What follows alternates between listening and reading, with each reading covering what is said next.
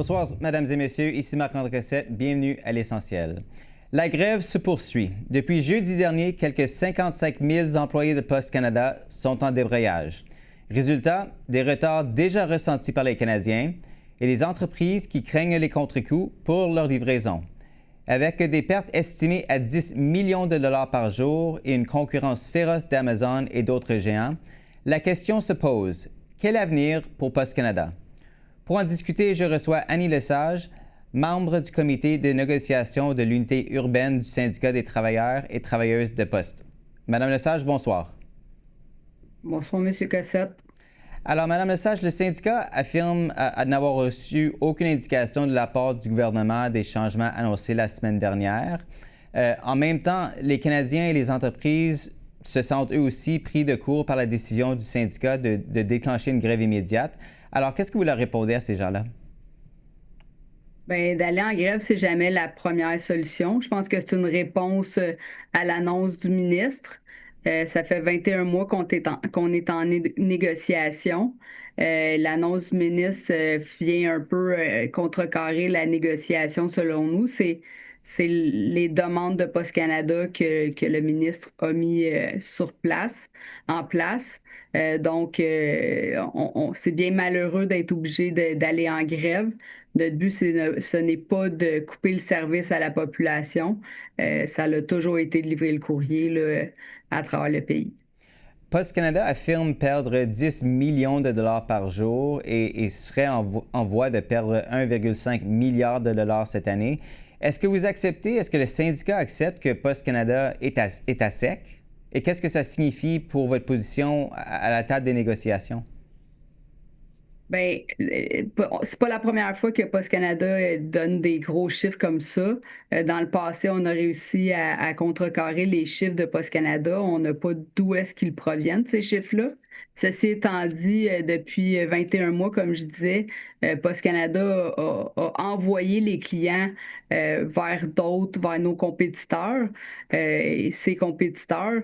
Donc, Post Canada a un petit peu créé la situation dans laquelle on est en ne négociant pas de bonne foi, puis en n'essayant pas là, de regarder les propositions syndicales par le fait même. En même temps, ça fait quand même des années que Post Canada encaisse des pertes importantes. En fait, je pense depuis 2018, en moyenne près de 550 millions de dollars par année. Comment est-ce que le syndicat explique cette tendance? Ben, depuis 2018, on a une nouvelle personne à la tête de Post Canada qui est Doug Ettinger.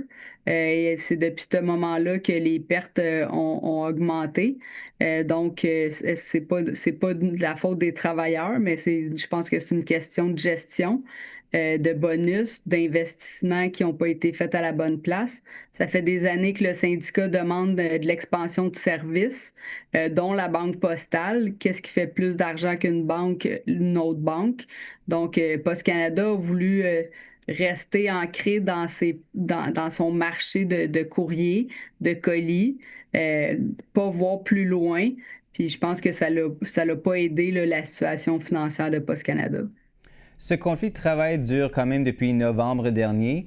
Comment est-ce que vous décririez l'écart à présent entre le syndicat et celle de Post Canada? Ben, ça va être dur de voir. Là. Nous, on a fait notre offre. On n'a pas eu de réponse à notre dernière offre. Est-ce qu'il va y avoir un écart? Il va falloir attendre de voir qu'est-ce que Post Canada va répondre suite à l'annonce du ministre. Ceci étant dit, dans les offres, que ce soit patronales ou syndicales, ou du moins dans les discussions qu'il y a eu jusqu'à maintenant, il y a la livraison du colis que nous, on est d'accord qu'il faut qu'il y ait une livraison du colis 7 jours. Post Canada, je dis pas qu'il a changé de sa position, mais au départ, c'était du 7 jours presque assuré. Ça a descendu à du 6 jours. Est-ce que Post Canada est vraiment investi dans cette demande-là, qui est une de leurs demandes? Qu'on n'est pas contre, on est pour la livraison du colis, on est conscient que la livraison du colis, ça va être le futur.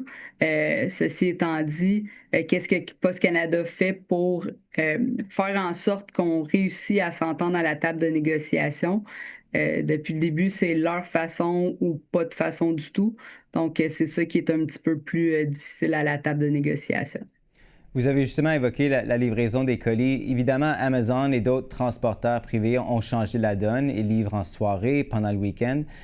Qu'est-ce que vous répondez aux gens qui disent qu'il est temps pour Post Canada, vraiment, et vous et vos collègues, dans le fond, de s'adapter à cette nouvelle réalité si Post Canada veut rester pertinent? Bien, il y avait déjà dans notre convention actuelle là, qui est échue, mais qui est encore en vigueur, il y a des dispositions pour la livraison de fin de semaine, qui était une demande de Post Canada. On a voulu amender cette clause-là de la convention collective, ou plutôt cette annexe-là. Post Canada a pas voulu. Donc, tu sais, de la livraison de colis en soirée, on en fait. Il y a des dispositions de la convention collective qui le permettent déjà. Donc, je pense que comme je l'ai dit, c'est de l'entêtement de Post Canada. Ceci étant dit, on est pour la livraison en soirée et de fin de semaine. C'est pas dans n'importe quelle condition, par contre. Post Canada fait déjà face à une baisse importante des volumes de courrier. Dans quelle mesure est-ce que vous craignez qu'une autre grève pourrait venir éroder davantage la confiance des Canadiens envers Post Canada? Bien, je pense que la confiance des Canadiens envers Post Canada, c'est une société d'État, ça appartient au public. Le public a toujours été derrière nous, du moins, ils veulent que ça reste une société d'État public. La population va être en arrière de nous, je crois, tant aussi longtemps qu'on va être capable de donner le service. Puis Post Canada, pour l'instant, avec les annonces du ministre, semble pas vouloir donner le service à la population. Du moins, c'est ce qu'on pense là, avec cette annonce-là. Mais est-ce que vous croyez que le gouvernement, Post Canada a déjà obtenu, je pense plutôt cette année, un prêt d'1 milliard de dollars. Est-ce que vous croyez que les Canadiens sont prêts à continuer à financer Post Canada malgré ses pertes quand même considérables? Ben, tu sais, il faudrait lui demander. On a un examen de mandat qui s'en vient. Puis parce que le ministre annonce cette annonce-là avant cet examen de mandat-là. La commission Kaplan sur laquelle le ministre se base, c'est pas un examen de mandat. Il n'a pas demandé l'avis de la population. Faut pas oublier qu'une société d'État, ça appartient à la population canadienne à son grand complet. Les derniers examens de mandat, la population a été claire qu'il voulait avoir une livraison porte-à-porte, qu'il voulait avoir le service à domicile. Je pense que dans la commission Kaplan, on avait des mémoires de 900 communautés d'appui, de communautés de PME qui disaient qu'ils voulaient continuer à avoir de la livraison porte-à-porte ou du moins avoir un service public. Je pense que la population est derrière nous. Après ça, c'est dur de savoir qu'est-ce qui va être l'impact de l'annonce, puis qu'est-ce que Post Canada va faire avec cette annonce-là. Parce que même quand on regarde la dernière offre de Post Canada, avec la livraison dynamique, puis je fais juste donner un exemple, ça continue à être de la livraison porte-à-porte.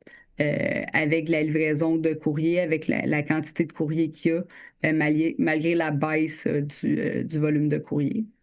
Croyez-vous qu'on assiste, en fin de compte, au démantèlement de Post Canada et quel en serait l'impact pour les Canadiens, en particulier ceux qui vivent dans des communautés soit rurales ou éloignées?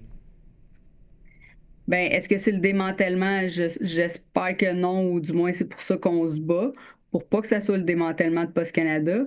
L'impact dans les régions éloignées, dans les communautés autochtones, va être immense selon moi. C'est dans ces communautés-là, puis quand on est en grève au mois de novembre, ça l'a fait partie là, ça a été exprimé par la population, oui, contre le syndicat puis contre la grève.